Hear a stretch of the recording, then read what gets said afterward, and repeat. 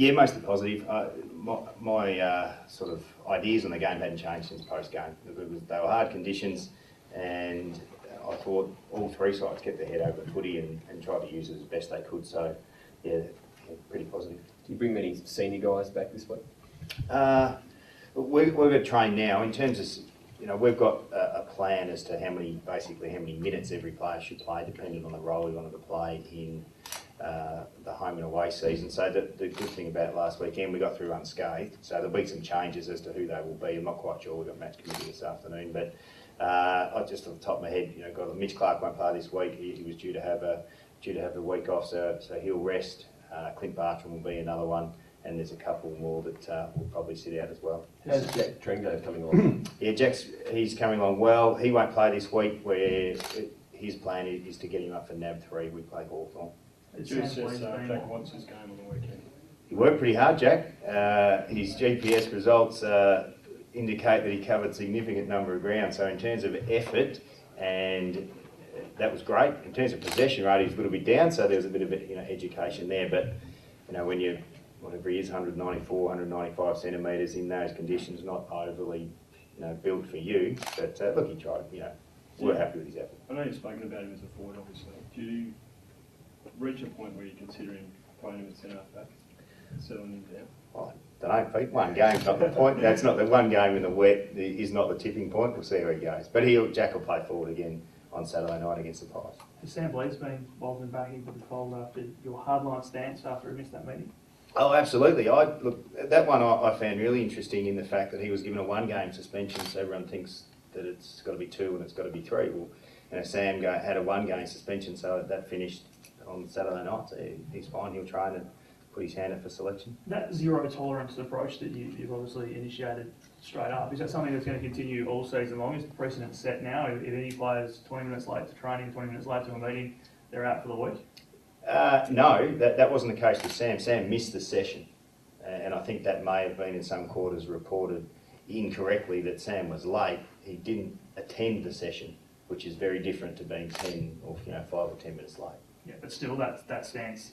So you miss the session, you're done for the week. I would say so. Where's Liam Jara at? Where is he right now, Pete? Or how's he shaping up? Okay, now look, Liam's everything going well. Liam's probably 4 weeks away from playing a game of footy anywhere. He's going to have to come back through the VFL, so that's where he's at. We know that he's had complications with his wrist, which meant lasted 4 weeks in a cast, didn't heal, had to have an operation. He can't join in full training, so I don't know. He's a while away, Liam. Is it a bit getting a bit of a concern stage yet? Oh, not really. It just is what it is. All clubs have injuries, and we know. We get, like all other clubs, you get daily updates from your medical staff. So it's not a concern. It's just it is what it is. He's got a. Unfortunately, we had to go back and have a second go at it, and that's just the way that it is. So it's not a concern. But no one would wants their players being injured, and we've got a couple, but. Again, that's footy. Good to see Jack Grimes back on the weekend. Yeah, it was great. I was really pleased with Jack. He won a couple of really good contested footies, one right towards the end of the game, which I thought was impressive. But he hasn't played. I think his previous game was in May prior to that, so he'll be able to play again on Saturday night, play for a little bit longer, and his plan is to increase his minutes every game throughout the NAB Cup. Coming up against Bucks this weekend, is it right? This is not the first time you've coached against Bucks. There was a little scratch match a few weeks ago between Pies and No. This is the first time. That was basically we trained together a couple of weeks ago. That we put our younger guys out there and we did some training activities. So this will be the first time.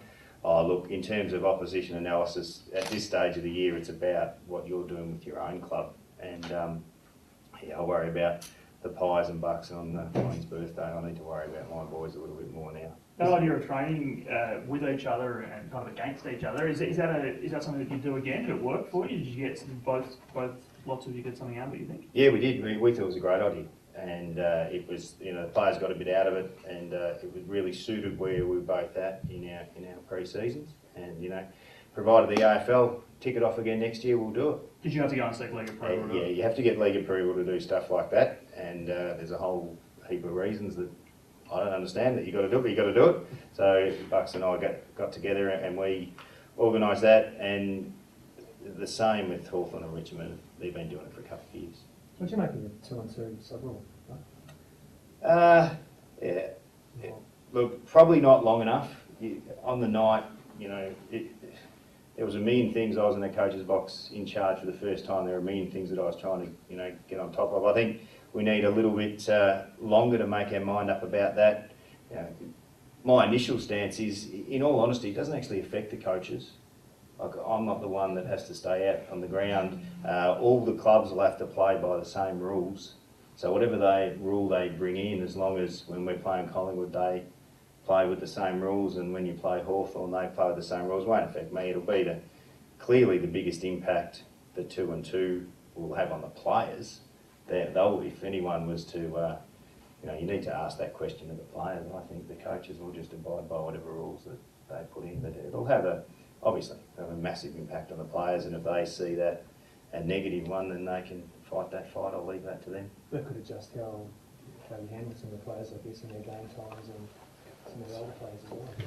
A threat, well, it means that they'll all have to stay out there for longer. Yeah. Yeah, there's no doubt about that. And, you know, it's got to, yeah, I suppose what I said there, it doesn't impact us game day, but it will certainly impact club philosophies in recruiting, I would think. No, actually, I know that's already started in all clubs. Look, when 2 and 2 comes in 2013, good luck being drafted if you can't run. Endurance running secure? Or how would you draft someone who can't run? Where are they going to play? You can't have two super subs sit there. It's obviously only an experiment at the moment, but Mick Bolles has sort of said he fears the AFL is sort of heading down that track for 2 and 2. Do you feel that's where they're sort of going with this? Oh, I'm not sure. But Mick's an intelligent man. If Mick thinks that, then he might be onto something. It's not good for the game though, is it, Mark, if you can't recruit certain type of players, as far as ruling sort of certain bodies out and I don't know, it's good if you're an endurance runner. not everyone's capable of that. No, they're not. So, I don't know. It's been here for 1 week. I don't know if it's good for the game or not. And you need a significant time frame to trial these things. Perhaps, you know, if they really wanted to get a look at it to see what it would look like, well, let's just play the whole NAB Cup with 2 and 2. And then you get a real, at the moment, you know, we can inject, I think on Saturday night, we can inject 4 players at half time. If they wanted to get a good look at it, let's just go 2 and 2 and that might be a way to go. So the comments from Paul Roos a week or two ago where he says the Sydney Academy's cutting blokes at 16 who can't run. That doesn't surprise you then? Oh, no, it doesn't surprise me. No. If Roosy's onto some information that 2 and 2 is going to be about in 2013, the fact that a club may have already made that decision, that's not surprising. I don't think that surprises anyone. You sort of jumped on Mark, I guess, for saying Queen had on Indigenous recruitment. Would you support his point there? Oh, no, I don't know about that. I'm just talking about endurance run versus, you know, burst speed. And we're also talking hypotheticals. If that rule was to come in, I can understand why some clubs will make the decision to, if you're faced with the decision between 2 players and one's an endurance runner and one's a burst runner, and they are the rules that you're dealt, you know, I'd go to endurance runner. When would you need the AFL to clear up the uncertainty about whether they're going to bring in such a rule, ideally? Oh, tomorrow, Pete, it'd be handy. All the clubs are going through their recruiting strategies now, and you know, we're still adding people to our recruiting department. It'd be nice to know what the rules are. Does it make it really difficult for you to plan? Oh, look, you just deal with the rules that you deal with, and again, you know, I'm just hoping if there's clubs already making decisions that if there's information out there and we haven't got, I'm going to be a little bit annoyed. But if they're just guessing, then you know that's what they're doing. So is there a feeling sort of in clubland that it might come in as early as next season? Oh, no, look, it's something that you know we haven't discussed, to be honest. And look, I presume when rules are brought into the NAB Cup, there might be a little bit of an inkling that they may come in. But then there's also been some rules in the NAB Cup that have been there for a while that haven't come into the home and away season, like the 9-point goal. You know, that's purely just a NAB Cup rule. And the last touch out of bounds, that's purely just a NAB Cup rule, so this may stay in NAB Cup as well, I don't know. Mark, what do you make of the reporting about Melbourne going after some of Collingwood's staff and Eddie's comments that perhaps they take sponsors off you? Has that all been blown up out of proportion, or is there a bit of competition for staff there?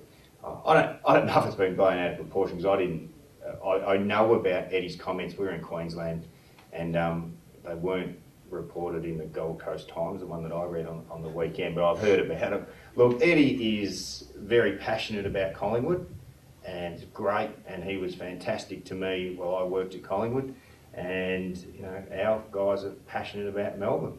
You know, that's the way it goes, and if there's positions that need to be filled at clubs, and you know, people want those positions, then you know, that's the way it goes. The footy, every industry is filled with people that, you know, are at certain levels at companies and then move companies to get to a higher level. I don't think that is unique to the footy world. I reckon there'd be a few of you journalists that probably have changed newspapers or TV stations or radio stations to get a bit better of a job. That happens all the time.